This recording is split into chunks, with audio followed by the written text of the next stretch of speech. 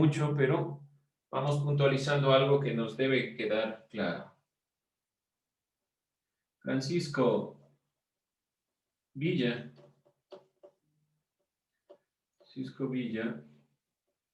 y Emiliano Zapata. ¿Alguien que escucharon, que se acuerdan del otro video, qué perspectiva sobre estos revolucionarios podemos nosotros denunciar? ¿Qué recuerdan? ¿Alguien sabe algo sobre Francisco Villa, sobre Emiliano Zapata?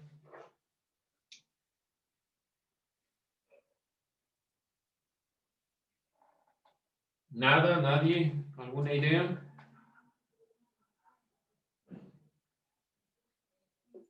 ¿No? Bueno, vamos puntualizando entonces.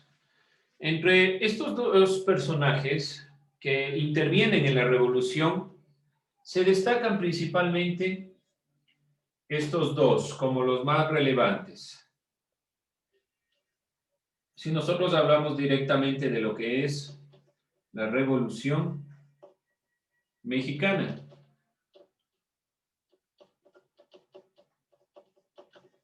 ¿por qué son los más importantes? Principalmente porque, ¿qué pasa después de la caída de Porfirio Díaz? Sube al poder el representante Francisco Madero. Pero ¿cuál era la perspectiva de Francisco Madero? ¿Qué quería Francisco Madero? Principalmente, o como fundamento principal, el generar un proceso democrático. No tenía un proyecto, no había un mayor proyecto, simplemente quería que se dé la democracia, nada más. A partir de esta consideración, entonces, comienzan a generarse dos actores fundamentales que van a irse en contra de la perspectiva de un cambio mediático, de que sea solo alguien más el que suba al poder. Y a diferencia de Madero, para quienes la revolución consistía únicamente en la institución de un gobierno, entonces aquí debemos puntualizar a dos personajes, uno que ya lo vimos la clase anterior, estuvimos hablando de Madero, y otro representante enunciado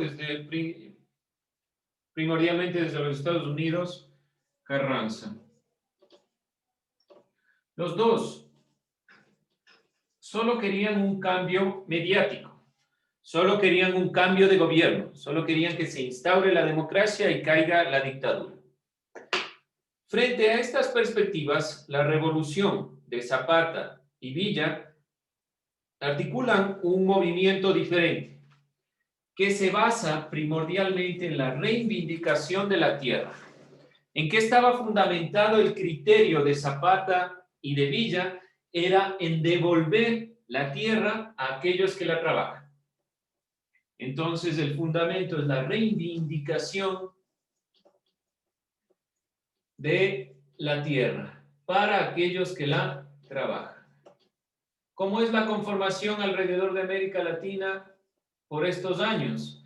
Los terratenientes, y principalmente en el Ecuador hasta 1906, porque estamos hablando de la Revolución Mexicana en 1910, desde principios de los primeros 10 años de lo que es el siglo XX en el Ecuador, está por ahí el cambio también con la Revolución Liberal. Los procesos en América Latina han sido de carácter conservador. ¿Y qué se ha conservado? Principalmente a los terratenientes, a los hacendados, a aquellos que poseen la tierra y la fuerza de trabajo en sus obreros. Se da este proceso, 1910, 1911, cuando cae el gobierno de Porfirio Díaz y sube Madero. Hay una disputa entre quién debe gobernar. Madero posteriormente cae y asume Carranza, pero más allá de estos personajes, el elemento primordial es que el cambio que ellos pretenden es solo un cambio mediático, un cambio a lo que nosotros podríamos llamar un cambio de forma, un cambio de personaje, un cambio de gobierno. que deje de ser un gobierno de carácter dictatorial que una sola persona puede elegir hacia un gobierno democrático. Pero como no había fundamento, no había plan, no había modelo, entonces, ¿qué pasó? Madero y Carranza, principalmente Madero al principio, que fue el impulsor de este movimiento, no genera un cambio fundamental en la estructura y sigue existiendo los terratenientes. Se fundamentan en esto. Esta perspectiva es de carácter liberal, no de carácter revolucionario en el propio sentido, sigue siendo el fundamento de este modelo. No pasa como en el Ecuador.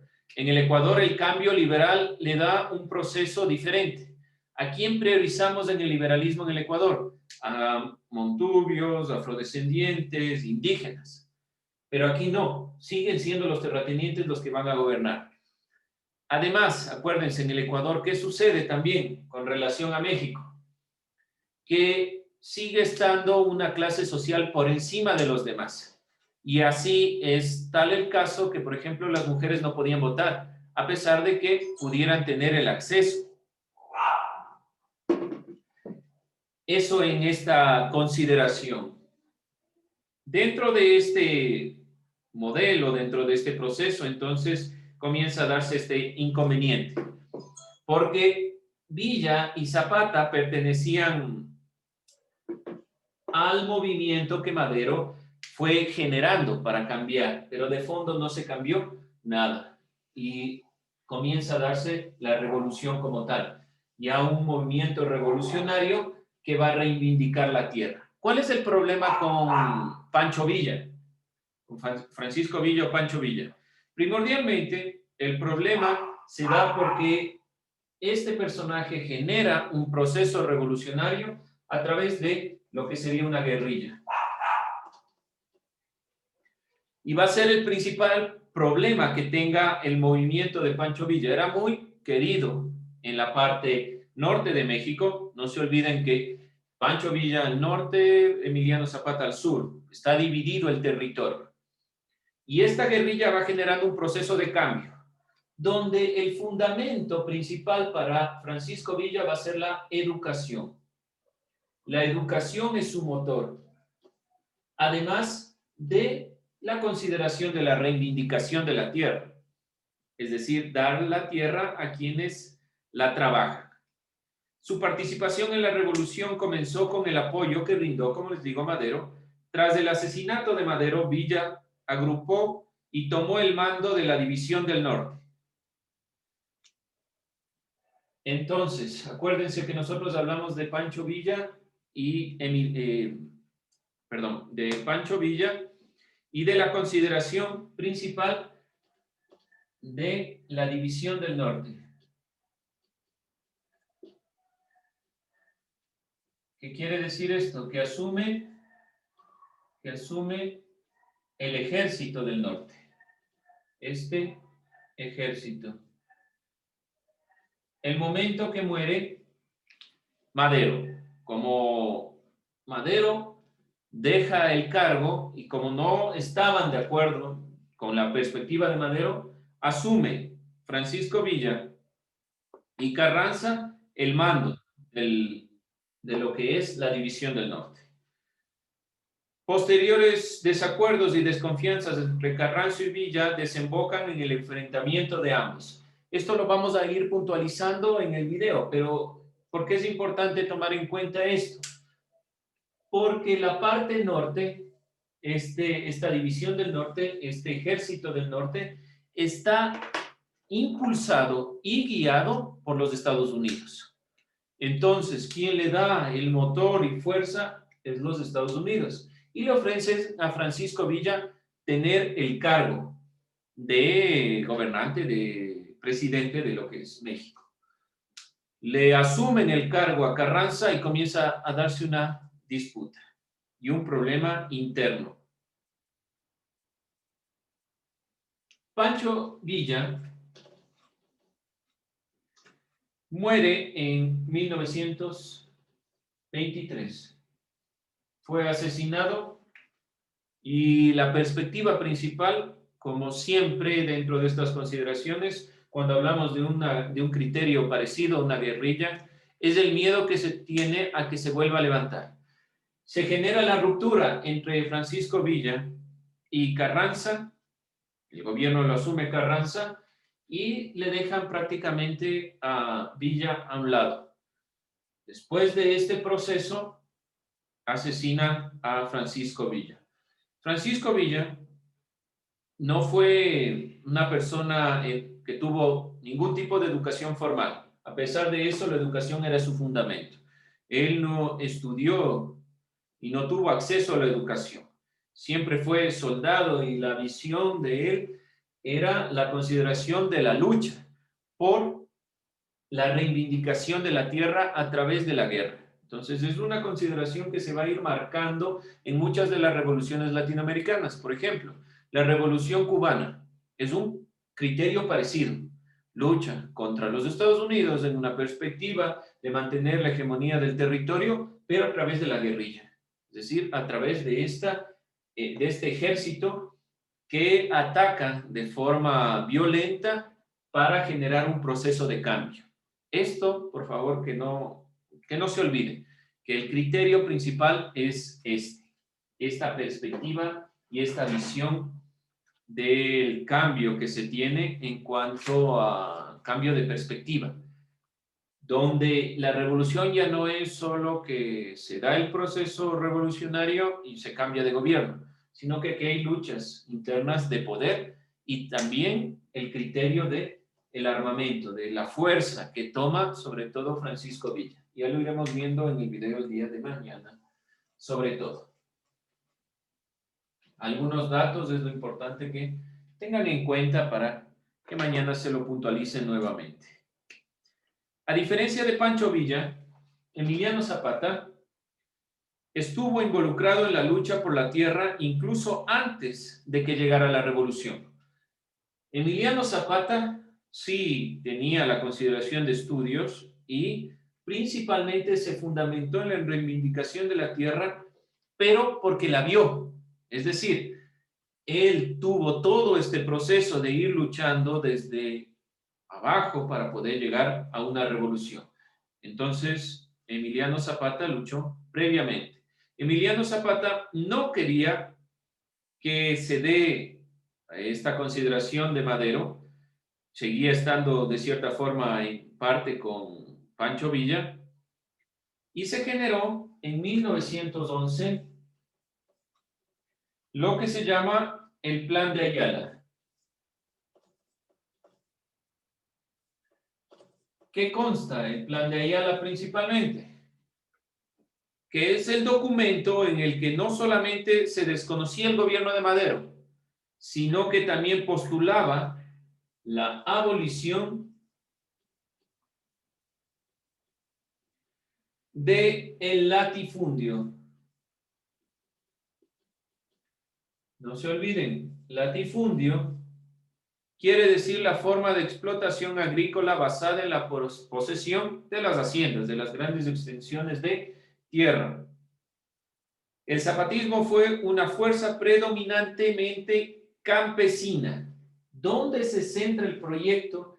En el pueblo, en los campesinos, en la perspectiva principal o en la perspectiva de generar un proceso con los campesinos, a la cual se sumaron sectores como la clase media y la pequeña burguesía. Estamos hablando entonces principalmente del pueblo. En consideración con Francisco Villa tenía una fuerza mucho mayor con el pueblo, pero estaba más ligado a este proceso netamente revolucionario y quería acceder al poder. Emiliano Zapata no le interesaba el poder, no le interesaba llegar, le interesaba que los campesinos y el pueblo en general que trabajaba la tierra pueda ganar por su trabajo. Para Emiliano Zapata el gobierno era un criterio de doble moral, que decían una cosa y en realidad hacían otra. No quería nunca acceder a esta consideración del pueblo. Por lo tanto, para Emiliano Zapata era fundamental la abolición del latifundio. Es tan importante que llegó a la Constitución de México. En 1919, Zapata fue asesinado como resultado de un engaño que se le tendió.